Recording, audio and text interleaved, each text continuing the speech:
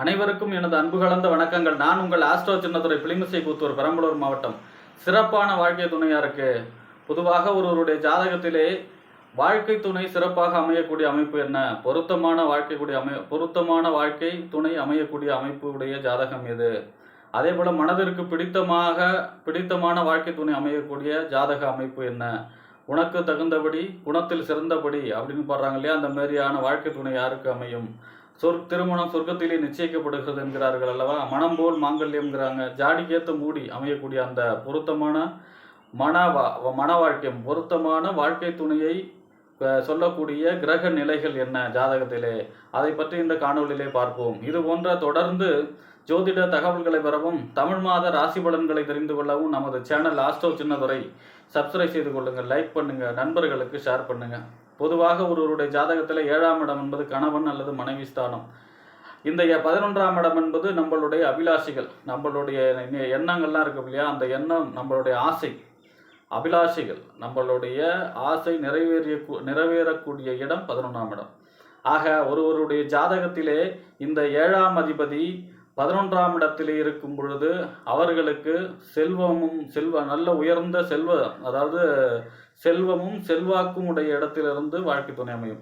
பணக்கார இடத்திலிருந்து வாழ்க்கை துணை அமையும். ஊர்ல கௌரவமா வாழக்கூடிய செல்வாக்குடைய இடத்திலிருந்தும் வாழ்க்கை துணை அமையும். அதே போல இவர்கள் அதிகம், நெருங்கிய நட்பு வட்டாரங்கள், அறிமுகமான இடத்திலிருந்து அவங்கள சின்ன வயசுல இருந்து பார்த்துக்கிட்டு இருக்கேன், அவங்கள குடும்பத்தை பத்தி எங்களுக்கு தெரியும், அந்த மாதிரியான அறிமுகமான இடத்திலிருந்து வாழ்க்கை துணை அமையும்.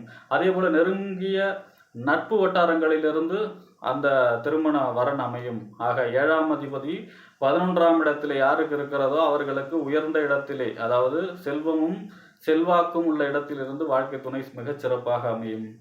அடுத்ததாக ஒருவருடைய ஜாதகத்திலே 2ஆம் இடம் என்பது குடும்பஸ்தானம், வாக்கு தனம் குடும்பஸ்தானம், குடும்ப உறுப்பினர்களை குறிக்கக்கூடிய இடம் 2ஆம் இடம். ஆக இந்த 2ஆம் இடம் 7ஆம் இடம் வாழ்க்கை துணையை குறிக்கக்கூடிய இடம்.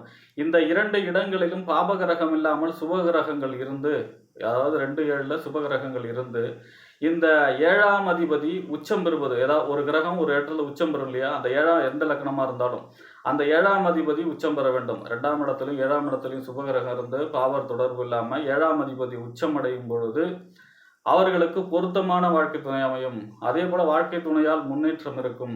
அதே போல ஒருவருக்கு ஒருவர் புரிந்து கொண்டு நடக்கக்கூடிய நல்ல வாழ்க்கை துணை அமையக்கூடிய அமைப்பாக இருக்கும். இந்த 2ஆம் இடத்திலும் 7ஆம் இடத்திலும் சுபகிரகம் இருந்து 7ஆம் அதிபதி உச்சம் அடையும் பொழுது, இந்த அமைப்பு இருக்கும் பொழுது, அடுத்ததாக ஒருவருடைய ஜாதகத்திலே 7ஆம் அதிபதி 7ஆம் இடத்தையே பார்வையிடுவது திருமணத்திற்கு பிறகு நிம்மதியான முன்னேற்றமான வாழ்க்கை கொடுக்கும். ஒரு லக்கணத்துக்கு 7ஆம் இடம் வாழ்க்கை துணை, அவர் எங்க இருந்தாலும், அந்த 7ஆம் இடத்ததிபதி எங்க இருந்தாலும் தன்னுடைய 7ஆம் இடத்தையே பார்வையிடும் பொழுது திருமணத்திற்கு பிறகு நிம்மதியான முன்னேற்றமான வாழ்க்கையை கொடுக்கக்கூடிய அமைப்பாக இருக்கும்.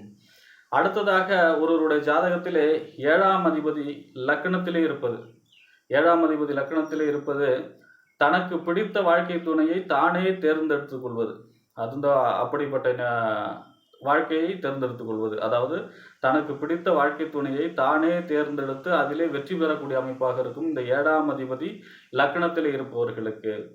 அடுத்ததாக ஒருவருடைய ஜாதகத்திலே இந்த 7ஆம் அதிபதி கேந்திரம் என்று சொல்லக்கூடிய 1, 4, 7, 10, 1ஆம் இடம், 4ஆம் இடம், 7ஆம் இடம், 10ஆம் இடம், திரிகோணம் என்று சொல்லக்கூடிய லக்னம் 5ஆம் இடம் பூர்வ புண்ணியஸ்தானம், 9ஆம் இடம் பாக்கியஸ்தானம்.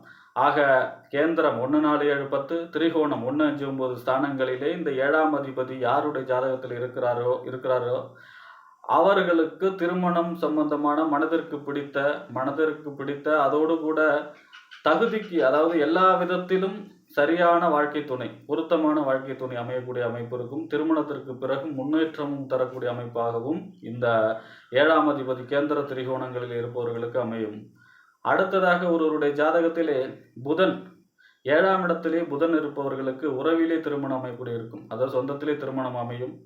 அதோடு மட்டுமல்ல, சிறப்பான ஒருவருக்கு ஒருவர் புரிந்து கொள்ளக்கூடிய அன்பை, 2 பேருமே அன்பை செலுத்தக்கூடிய, அன்பை பரிமாறக்கூடிய சிறப்பான தம்பதிகளாக இருக்கக்கூடிய அமைப்பாக இருக்கும் லக்னத்திற்கு 7ஆம் இடத்திலே புதன் இருப்பவர்களுக்கு. ஆனால் தனிச்சு இருக்கணும், பாவரோட சேர்க்கை இருக்கக்கூடாது. அதே போல ஒருவருடைய ஜாதகத்திலே 7ஆம் இடத்திலே சந்திரன். சந்திரன் என்பவர் தாய்மை கிரகம். கேரிங், அதாவது வாழ்க்கை துணை வந்து ரொம்ப கேரிங்காக இருப்பாங்க. ரொம்ப அன்பு, பாசம், அவங்க மேலே வேலைக்கு சாப்பிட்டியா அந்த மாதிரியான ஒரு எப்பவும் கேரிங், அன்பை, அரவணைப்பு, இந்த மாதிரியான வாழ்க்கை துணை 7ல் சந்திரன். ஆனால் தனிச்சு இருக்கணும். சந்திரன் இருப்பவர்களுக்கு அது மாதிரியான கேரிங், அன்பு, அரவணைப்பு கூடிய வாழ்க்கை துணை அமையும். ஆக இது போன்ற கிரக அமைப்புடையவர்களுக்கு மிகச்சிறப்பான வாழ்க்கை துணை அமையும் என்று கூறி விடைபெறுகிறேன். நன்றி, வணக்கம்.